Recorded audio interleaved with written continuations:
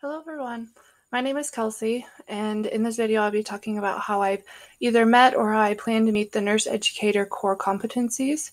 So there are actually 8 of these competencies, so I'll kind of go through each one and talk about how I've met it or how I plan to meet it. A lot of these I would say I will be making plans to meet them because I haven't actually had a role in nursing education aside from the hours I've done in my apprenticeship. So for the first one, competency number 1, facilitate learning. This talks about how educators are responsible for creating an environment in the classroom, clinical settings that facilitate student learning. So the way I've met this, I would say, would be with my apprenticeship hours. I followed Megan, who works in the nurse residency program at my hospital. So I was able to help give insight into like what's effective for students, how I think they should change things, because I went through a similar program, but it was much shorter. So it was only 6 weeks, and now it's a year-long program that they meet every month. So I was able to give input on what they should keep, what they should get rid of, just different teaching strategies that they can use. I also implemented Kahoot, which is technology, into the classroom. So I was able to kind of help build the environment for them. In the future, I think just learning the different teaching strategies that I can use and that are effective for me and the different students that I might have would be something I can work on. Competency number 2, facilitate learner development and socialization. This focuses on recognizing the nurse educator's responsibility for helping students develop as nurses and integrating values and behaviors expected to those who fulfill that role. I would say, again, the nurse residency program where I shadowed is where I met this the most, because we were helping new nurses who had already passed the NCLEX, that had already been hired, helping them transition into their role. So we were able to teach them like new skills or new ways of doing skills, like starting IVs. What do you do if you've got like 4 piggyback IVs that you need to hang? Different stuff like that. So I feel like I've met this one the most in the nurse residency program, but then I can also always work on that by furthering my own skills as well. Competency number 3, use assessment and evaluation strategies. So as a nurse educator, we need to use a variety of strategies to assess and evaluate student learning in the classroom, in the lab, and in clinical settings, and then again in all areas of learning.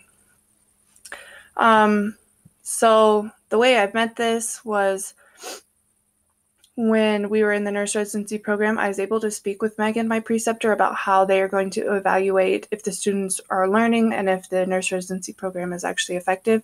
And they use the Casey Fink survey, which I took when I did my 6-week-long program.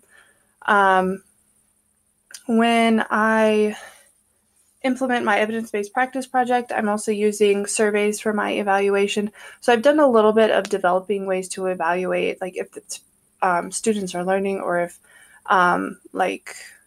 if the goals are being met, stuff like that. This is definitely an area like test taking, creating like simulation labs to really assess if they've comprehended the material, if they can use critical thinking in those areas. That's definitely an area I need to get better in. Competency 4 is participate in curriculum design and evaluation of program outcomes.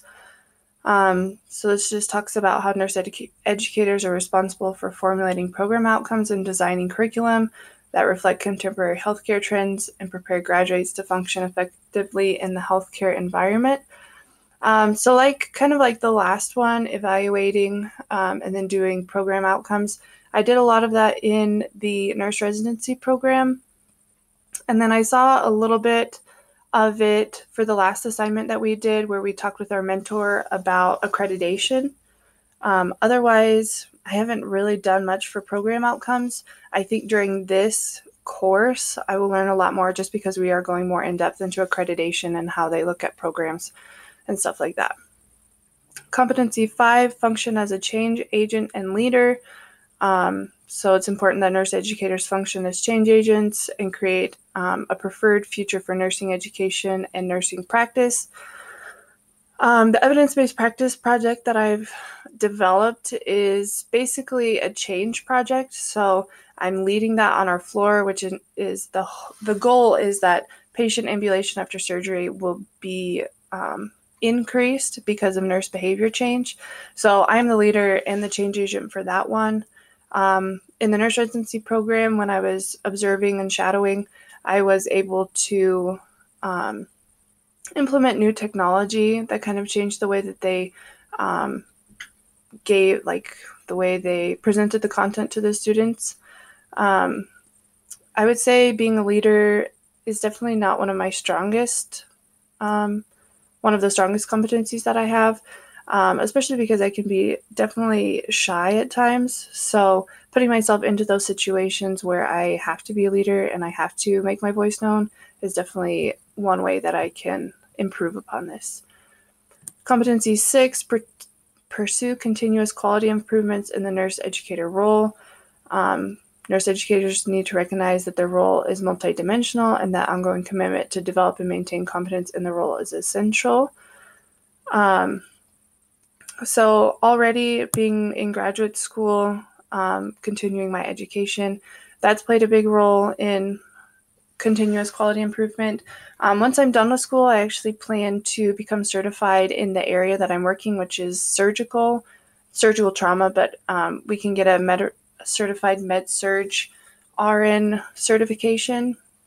And then I also want to be a trauma certified registered nurse. So getting those different certifications will also help me improve and just show my commitment to develop and then maintain competence. So then this will translate into the classroom because I'm keeping up on my personal skills. Competency number 7, engage in scholarship. Nurse educators acknowledge that scholarship is an integral component of the faculty role and that teaching itself is a scholarly activity. Once I'm done with school and get my master's in nursing education, I don't plan to get a job right away just because I haven't ever not been in school. And so I kind of want to focus on my job for a little bit and become certified there before I take on a different role. So that will be something I'll work on a little bit in the future, and actually taking on an education role and then doing the scholarship and doing the evidence-based practice projects in teaching and then doing different projects based in education rather than based on my floor. Competency 8, function within the educational environment.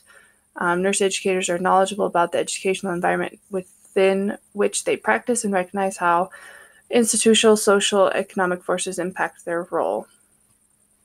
Because I haven't actually worked within the educational environment besides the nurse residency program, this will be something I think I'll learn a little bit more about once I take a job as a nurse educator, whether it's in the hospital or in a nursing school somewhere. Right now, I'd like to work in the hospital as a nurse educator when I'm done and when I'm ready to take on that role.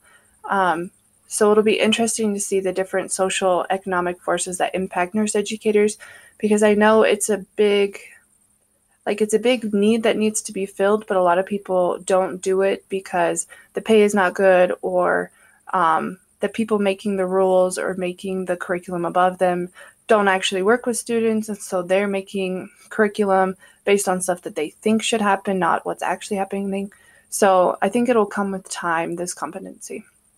So that covers all 8 competencies, and I did talk about each one of these off of the National League for Nursing website and their descriptions of each competency. So that's where I was reading from and where I got the 8 competencies. So I hope you enjoyed this, and that is the end of my video.